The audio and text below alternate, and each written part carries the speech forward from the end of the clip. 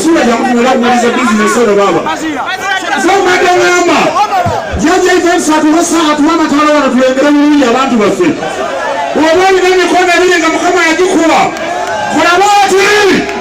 Kuna jambo nani kona jombi. Banga simu na watu wote. Wote muganda wange.